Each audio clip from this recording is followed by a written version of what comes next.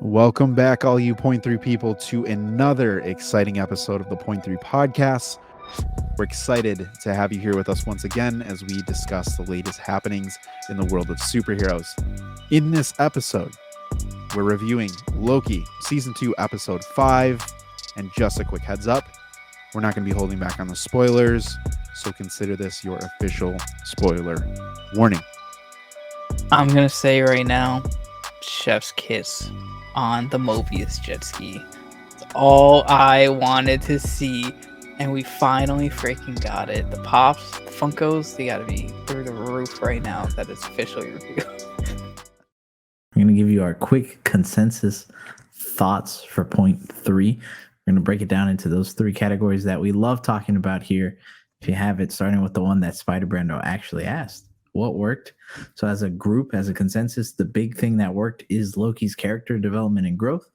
The huge thing, knowing Loki from the beginning, from phase 1 to now, completely different character, and it's something that all of us really love and has really made him the standout star. Again, something that Spider Brando mentioned was his motivations of being with his friends. It's just really nice to see.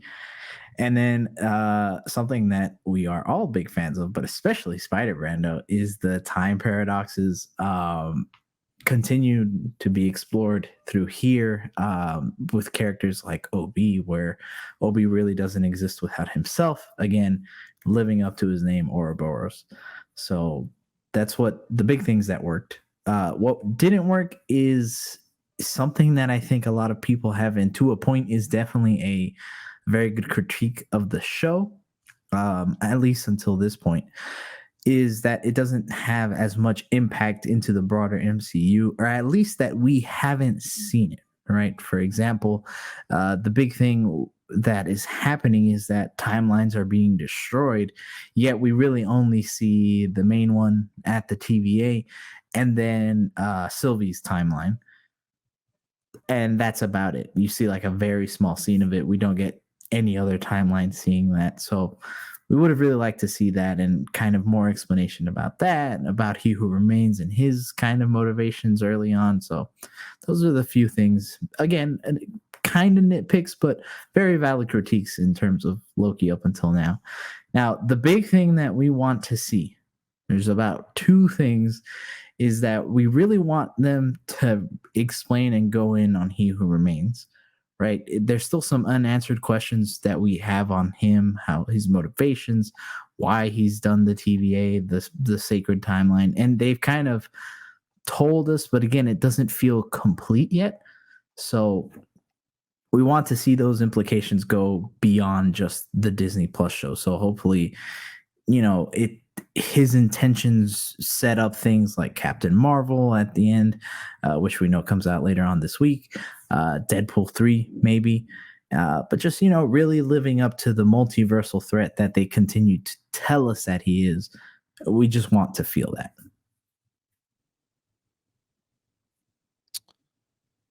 Now listen, all of you who, if you haven't watched this episode, then you didn't listen to what we just told you, because it is fantastic. Absolutely. Fantastic. Something that we mentioned going into this for our Loki preview was it has to live up to the expectations of season 1.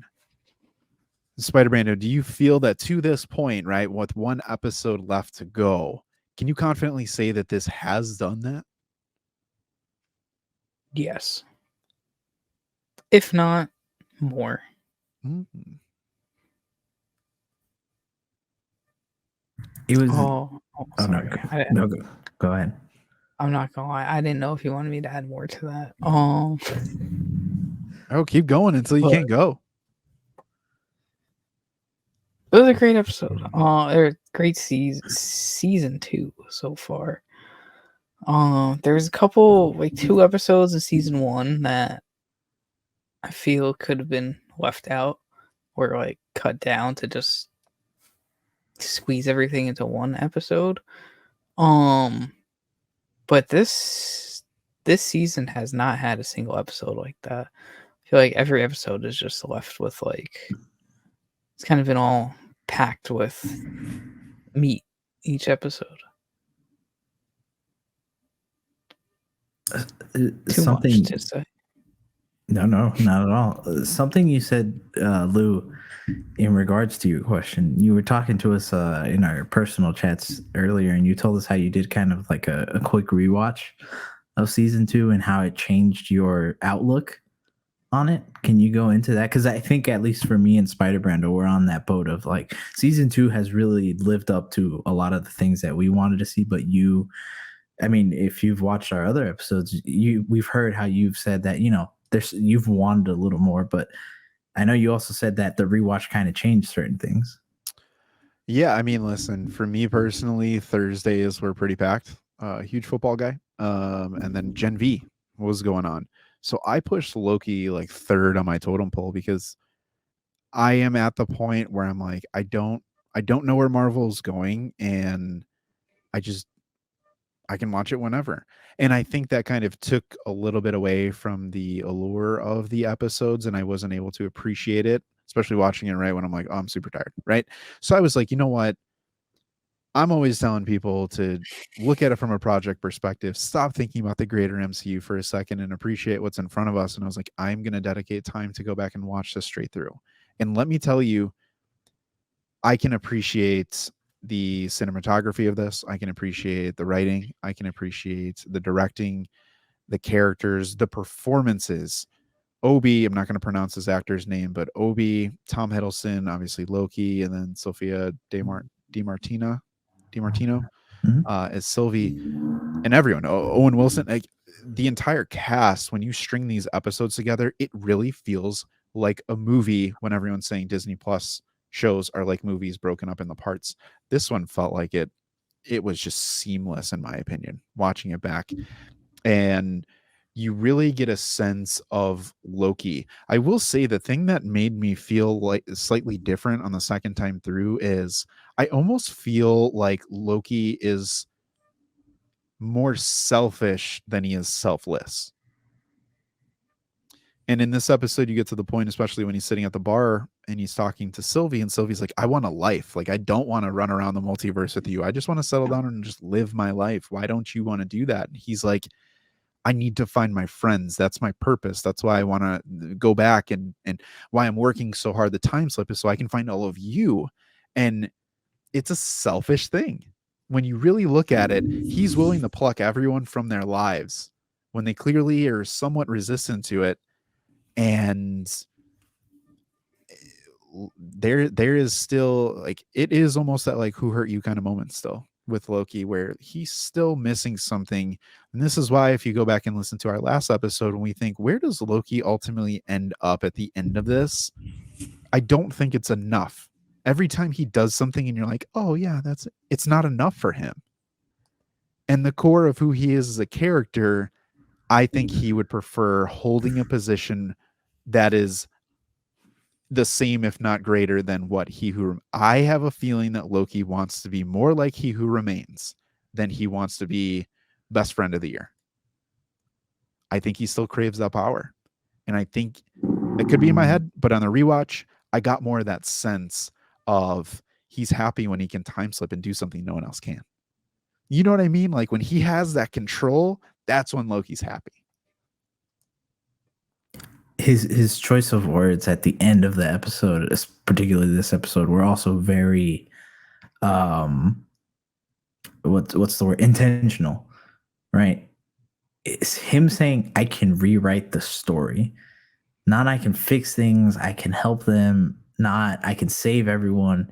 It's I can rewrite the story, which can be taken as someone doing something good, but again, can also be highly taken as someone who might not do something that's that great for the greater good. And it really makes you wonder, has Loki changed, or has he just changed his motivation? Like, it makes you question that. And again, it goes back to the theme of an Ouroboros, how the directors have talked about how Obi is kind of the key and how that theme plays into the season. And when you think about it from that perspective, it plays into it perfectly. Yeah, Spider-Man. I felt this when I was watching it, where at the end of this, everyone starts to kind of disappear, and Loki slips a couple times and brings back, and slips and brings back, and they get to the point where he's like, "Okay, everyone's here. I've slipped enough to get back to the point before the multiverse where they're at the RNA area that AD or OB had." Um, it felt very intentional that each of those characters were able to disappear so quickly and kind of nonchalantly in a way. Did you feel, going to what Hero Scroll was saying, do you think Loki's really in it for his friends and that was his motivation? It's not why or what, it's who type of thing. Like, where do you, why is he doing this? Do you believe what he's saying in this episode, or do you think there's something bigger at play for his like end goal? Knowing Loki, there's probably something bigger at play, but I truthfully think he's doing this for the greater good and wants to be the He Who Remains, but in a good way. I know this is still like the 2012 Loki that stole the Tesseract and has not gone through any of the character development of himself, but he has been shown what his life would have played out to be. And throughout this whole, I think it would be too much of a switch up to him just going back at the end of 2 seasons and just going back to his old ways. Personally, especially after he had an opportunity to just, he could have just killed He Who Remains himself last week, or not last week, last season, and You time slipping on us? tried to my my eye feels like it is. It keeps on twitching, like how Loki gets all the twitchiness. But where was I going with that? Oh, he could have killed He Who Remains and potentially like taken over back then, but he was the one that resisted it and like wanted to keep the multiverse safe. So like if he really wanted to cause panic, I guess this way would be more so doing it himself. But I don't know. I think it would just be a huge switch up if they make him go bad again. I know it wouldn't really sit right with me. It's just kind of like go through these past 2 seasons and couple movies of Loki's character development. Sylvie turned on Loki in the final seconds of the finale. Yeah, but like that's Sylvie. I'll throw this out here, right? As we come to a close on this. I think Loki's going to have that final moment where he has to make a decision. Do I accept the power, or do I let it go for others?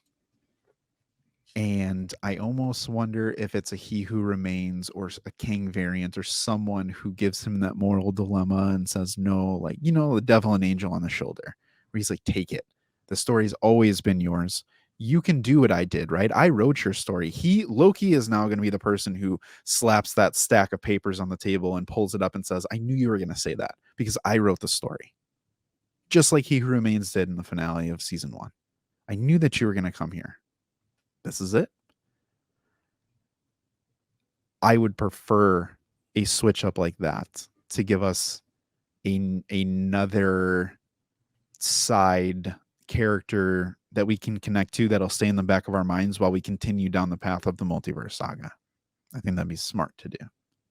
So, listen, if they get a time battle between He Who Remains and Loki, I'll be fine.